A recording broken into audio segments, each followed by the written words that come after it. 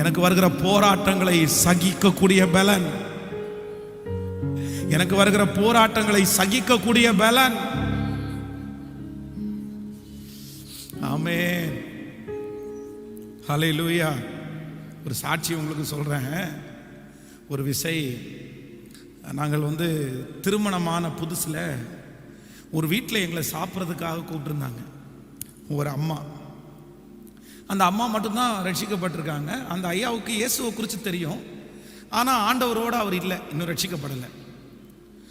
அவங்க வீட்டில் சாப்பிட்றதுக்காக கூப்பிடும்போது நாங்கள் 2 பேரும் நல்லா கிளம்பி சாப்பிட்றதுக்காக போயிட்டோம். சாப்பிட்றதுக்கு போய் வீட்டில் சோஃபாவில் உட்காந்துருக்குறோம். அவங்க எங்கள்கிட்ட பேசிகிட்டே இருக்காங்க. இன்னும் ஒரு 10 நிமிஷத்தில் சாப்பிட போகிறோம். நாங்கள் அப்படி பேசிகிட்டே இருக்கும்போது அந்த வீட்டில் இருக்கிற அந்த உரிமையாளர் வர்றாரு, அந்த அந்த கணவனார் வர்றாரு. வந்தவர் எங்களை பார்த்தாரு. நாங்கள் வணக்கமையா அப்படின்னு ஸ்தோத்திரம் அப்படின்னு சொன்னோம். ஸ்தோத்திரம் அப்படின்னு சொன்னார். சொல்லிட்டு ரூமுக்குள்ளே போனார். இவங்க என்கிட்ட பேசிட்டு தான் இருக்கிறாங்க. ரூமுக்குள்ளே போய் பாத்திரத்தெல்லாம் தூக்கி வீசிட்டாரு. எங்களுடைய காதில் சத்தம் கேட்குது. அவர் பாத்திரத்தை தூக்கி செவத்தில் அடிக்கிறது என் சத்தம் கேட்குது. உடனே இந்த அம்மா என்ன பண்ணிட்டாங்க அப்படின்னா, ரூமுக்குள்ளே போகிறாங்க. ரூமுக்குள்ளே போய் என்னன்னு கேட்குறாங்க. கேட்கும்போது கத்துறாரு. கத்தி அங்கே பயங்கரமான ஒரு பெரிய கலவரமே நடக்குது. எல்லாத்தையுமே கீழே எடுத்து போட்டாரு. எடுத்து போட்டுட்டு கோபமாக வீட்டை விட்டு வெளியே போயிடுறாரு. இப்போ அந்த அம்மா எங்கள்கிட்ட வர்றாங்க. அவங்க கண்ணு ஒரு மாதிரி கலங்கி இருக்குது, ஆனால் ஒன்றுமே காமிச்சிக்கல. பாஸ்டர் சாப்பிடலாமா அப்படின்னு கேட்குறாங்க. நானும் எதுவுமே அவங்கள்ட்ட காமிச்சிக்கல. சரி, ஏற்கனவே அவங்க ரொம்ப வருத்தத்தில் இருக்கிறாங்க, நம்ம சாப்பிடாம போனோம்னா ரொம்ப வருத்தப்படுவாங்க அப்படின்னு சொல்லி அவர்களுக்காக அந்த வீட்டில் உட்காந்து சாப்பிட்டு கையை கழுவிட்டு நான் ஜெபம் பண்ணிட்டு வீட்டுக்கு வந்துட்டேன்.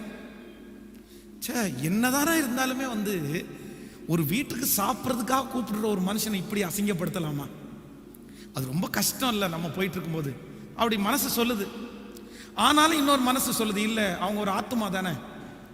திடீர்னு அவருக்கு ஒரு மிகப்பெரிய வியாதி, அவர் கண்டினியூவாக ஒரு 6-7 நாள் தூங்காமல் கஷ்டப்படுறாரு அப்படின்ற செய்தி கேள்விப்பட்ட அடுத்த நிமிஷத்தில், இப்போ இதுவும் பெருமைக்காக சொல்கிறேன்னு நினைக்காதீங்க, எதையுமே எதிர்பார்க்காம அவங்க வீட்டில் போய் அந்த நபருக்காக அழுது ஜெபம் பண்ணி அவரை தூங்க வச்சதுக்கு அப்புறம் தான் உங்களை விடுவான் ஆண்டவரே அப்படின்னு அவருக்காக ஜெபம் பண்ண.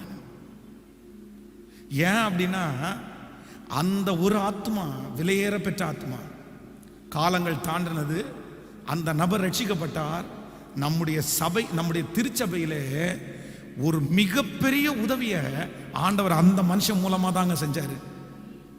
அந்த மனுஷன் மறக்கவே முடியாது, மிகப்பெரிய உதவி. அப்போ நான் என்ன நம்புறேன் அப்படின்னா, பாடுகளை பார்த்து நிலைவரத்தை சொல்லுங்க, நிலைவரத்தை விட்டுறக்கூடாது. என்ன திட்டுறாங்க, என்ன ஏசுறாங்க, திட்டதான் செய்வாங்க, சகிச்சு தான் ஆகணும். என்னெல்லாம் திட்டலாமா? நான்லாம் இருக்க மாட்டேன், நான்லாம் வரமாட்டேன், இல்லவே இல்லைங்க. நீங்க நிலைவரப்படணும்னா ஏச்சு பேச்செல்லாம் வாங்கி தான் சொல்லுங்க எல்லாருமே. ஆமென்.